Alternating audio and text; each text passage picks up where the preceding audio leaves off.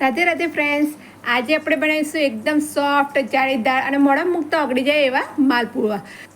કહેવાય છે કે જો માલપુઆનો ભોગ ભગવાનને ધરાવવામાં આવે તો ભગવાન ખૂબ જ ખુશ થઈ જાય છે. અને એક માલપુઆ બનાવીને જો તમે એનું દાન કરો તો તમને અનેક ગણું ફળ મળે છે. તો આજે આપણે માલપુઆ બનાવીશું અને તમે પણ આ રીતે બનાવજો, ભગવાનને ભોગ ધરાવજો અને કેવા બને એ મને જરૂરથી કહેજો. હેલો ફ્રેન્ડ્સ, જય માતાજી. હું છું ધર્મિષ્ઠા પરમાર. સ્વાગત છે તમારું ધર્મી સિમ્પલ રેસિપીમાં. આજે આપણે બનાવીશું માલપુઆ. અધિક માસમાં માલપુઆનું ખૂબ જ મહત્વ હોય છે. તો એકદમ સોફ્ટ, જાળીદાર અને એકદમ બજાર જેવા અને એકદમ સહેલી રીતથી આજે આપણે બનાવીશું. તો ચાલો બનાવીએ. તો માલપુઆ બનાવવા માટે તો પ્રથમ એક મોટા વાસણમાં આપણે 4 કપ જેટલું નોર્મલ ઠંડુ પાણી લેવાનું છે. ગરમ પાણી નથી લેવાનું. આપણે એકદમ સોફ્ટ અને એકદમ જાળીદાર એવા માલપુઆ બનાવવા હોય તો એમાં નોર્મલ જે માટલા જેવું પાણી આવે છે ને એવું ઠંડુ પાણી લેવાનું છે. તો અહીંયા મેં 4 કપ જેવા પાણી લીધું છે.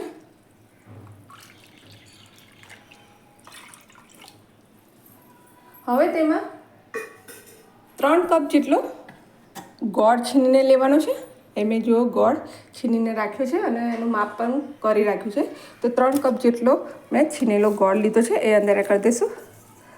4 કપ પાણીમાં 3 કપ જેવો ગોળ. તમારે વધારે ઓછો લઈ શકો છો, જેવું ગોળ પણ ખાતા હોય એ રીતે તમે લઈ શકો છો. હવે બધું આપણે આને સારી રીતે હલાવીને મિક્સ કરી દઈશું.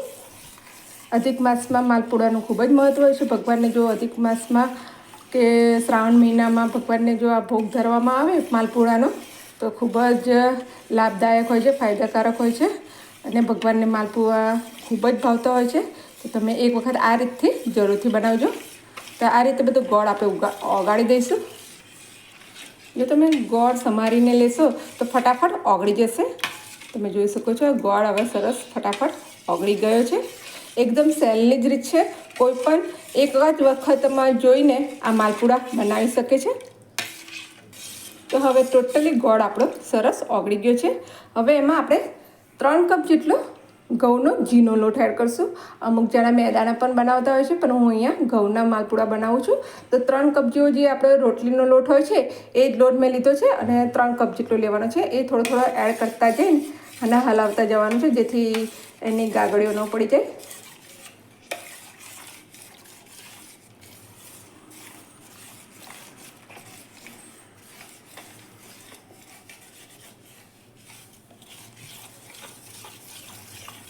તો સારી રીતે આપણે આ લોટને એકદમ અંદર ભેળવી દેવાનો છે, હલાવતા હલાવતા જ્યાં સુધી એક રસ ન થઈ જાય ત્યાં સુધી આપણે આને હલાવતા રહેવાનું છે. તમે હાથની મદદથી કે મેશરની મદદથી પણ આ કરી શકો છો. તો આપણું આ ખીરું એકદમ સરસ પલળી ગયું છે. જો અંદર નાની નાની ગાંઠો રહી ગઈ હોય તેને હાથની મદદથી આવી રીતના તમે મેશ કરી દેજો. તો આપણું આ ખીરું જુઓ એક રસ થઈ જાય એવું બનાવવાનું છે. તો આ રીતે તમે પરફેક્ટ માપ સાથે પાણી, ગોળ અને લોટ લેશો તો તમારો માલપુઆ એકદમ સોફ્ટ અને એકદમ બજાર જેવા જ બનશે. તમારે આવું એક રસ જેવું ખીરું બનાવી રાખવાનું છે. આટલું જાડું અને બહુ પતલું નહીં એવું આપણે ખીરું બનાવીને તૈયાર રાખવાનું છે. હવે આને આપણે ઢાંકીને 1 કલાક માટે રેસ્ટ આપીશું, જેથી બધો લોટ સરસ પલળી જશે અને આપણા માલપુઆ એકદમ સોફ્ટ બનશે. હવે 1 કલાક જેવું થઈ ગયું છે. તો આપણે જોઈ લઈશું. તો આપણું સરસ ખીરું એકદમ પલળીને તૈયાર થઈ ગયું છે. હવે એમાં આપણે વલાળીનો ભૂક્કો, અહીંયા કચરો મેં વાટી લીધો છે 2 ચમચી જેટલો, તે અંદર કરશું. આનાથી ખૂબ જ સરસ ટેસ્ટ આવશે. અને બીજું છે ઇલાયચીનો ભૂક્કો, એનાથી સરસ ખુશ્બુ આવશે. હવે આ બધું આપણે સારી રીતે મિક્સ કરી દઈશું. બધા અંદર મરિયા અને આખી વલિયારી કરતા હોય છે, પણ મેં અહીંયા વલિયારીને અધકચરી વાટી લીધી છે એટલે એનો સરસ ટેસ્ટ આવશે. અને બધું આપણે સારી રીતે મિક્સ કરી દઈશું. આપણું આ ખીરું બેટર બનીને તૈયાર છે. હવે આપણે એના નાની નાની સાઈઝના પુડલા ઉતારી લઈશું. તો અહીંયા મેં પહેલેથી જ તેલ ગરમ કરવા મૂકી દીધું હતું. હવે મેં કળચીની મદદથી કાં તો તમે લોટામાં ભરીને પણ આવી રીતના પુડલા ઉતારી શકો છો. જો મોટી કઢાઈ હોય તો તમે એકસાથે 2 પણ બનાવી શકો છો, પણ મારી કઢાઈ નાની છે એટલે મેં એક જ અંદર ઉતાર્યો છે. તે ઉપર તળીને આવી જશે પછી એને સારી રીતે ધ્યાનથી આપણે એને ફેરવી લેવાનું છે. જો તમારો પુડલો નીચે ચોંટી જાય તો ગભરાવાની જરૂર નથી. એને ધીરે રહીને સાચવીને નીચેથી ઝારાની મદદથી એને તમે ઉખાડીને પણ લઈ શકો છો.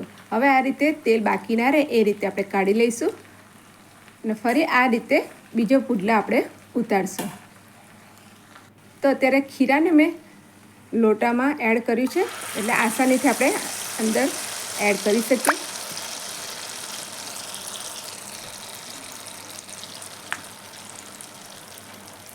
અને ગેસની ફ્લેમ એકદમ લો રાખવાની છે, એટલે લો ટુ મીડિયમ રાખવાનું છે, પણ ફાસ્ટ નથી રાખવાનું. જો તમે ગેસની ફ્લેમ ફાસ્ટ રાખશો તો તમારા આ પુડલા નીચે ચોંટી જશે. તો એકદમ મીડિયમ ટુ સ્લો ફ્લેમ પર જ આપણે આ પુડલા બધા બનાવવાના છે. તો આ રીતે આપણે બધા બનાવીને તૈયાર કરી દઈશું. તમે જોઈ શકો છો આપણા બધા પુડલા બનીને રેડી થઈ ગયા છે ને જોતાં જ ખાવાનું મન થઈ જાય એવા એકદમ સોફ્ટ ને જાળીદાર આપણા પુડલા બનીને તૈયાર થયા છે. તો તમે એક વખત જો બનાવશો પહેલી વારમાં જ તમને આ પુડલા આવડી જશે.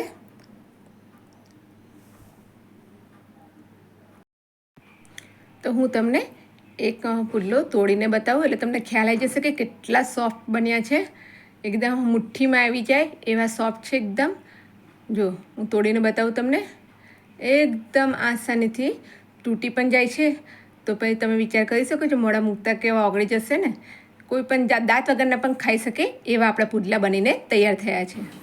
તો તમને મારી આ રેસીપીનો વિડીયો કેવો લાગ્યો મને કોમેન્ટ બોક્સમાં જરૂરથી જણાવજો. અને હા, જો તમને આ વિડીયો ગમ્યો હોય તો લાઈક કરજો, શેર કરજો અને મારી ચેનલને સબસ્ક્રાઈબ કરજો. અને આવી જાવ નવી વાનગીઓ જોવા માટે બેલ આઇકોનને પ્રેસ કરજો. તો ત્યાં સુધી ખાઓ પીઓને જલસા કરો. જય માતાજી, જય શ્રી કૃષ્ણ.